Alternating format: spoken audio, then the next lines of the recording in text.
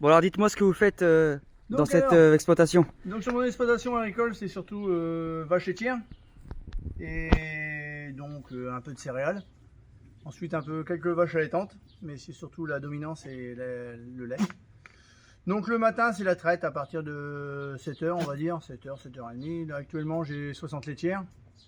Donc bon, on arrive en fin de lactation car on va bientôt les mettre en arrêt pour dans 2 mois ils vont faire à nouveau une lactation, donc un veau. Voilà, donc ça devient un peu la fin de la traite là. Après, entre temps, la journée c'est beaucoup d'administratif surtout. C'est ça un peu le gros souci de l'agriculture aujourd'hui.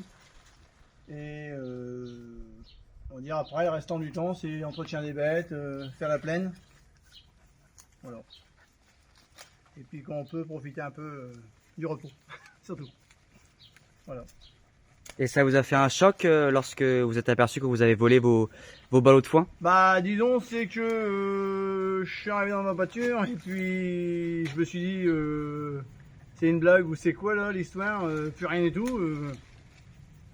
Je comprenais pas trop, je dis est-ce que j'ai fait une erreur dans mes papiers et puis j'ai perdu la location, je sais pas. Non, pour moi j'étais droit dans tout. Mais bon, après, je me suis aperçu vite fait que c'était un petit malin qui s'est emparé voilà, pour faire du profit surtout. C'est ça. Et comme on est en pleine période de sécheresse, je pense que une histoire comme ça, c'est pas perdu pour tout le monde. Et vous savez s'il a été retrouvé le voleur? On est en bonne position.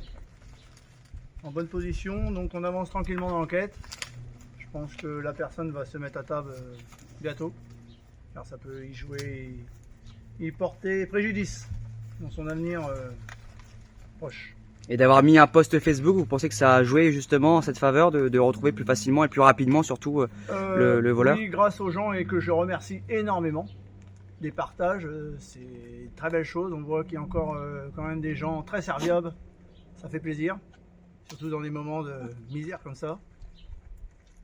Et donc voilà, ce qui a incité les journalistes à venir me voir et puis voilà. Donc, et je pense que la personne a vu dès le départ le post mis en route et a vraiment attendu jusqu'à la dernière minute pour se dénoncer. Voilà.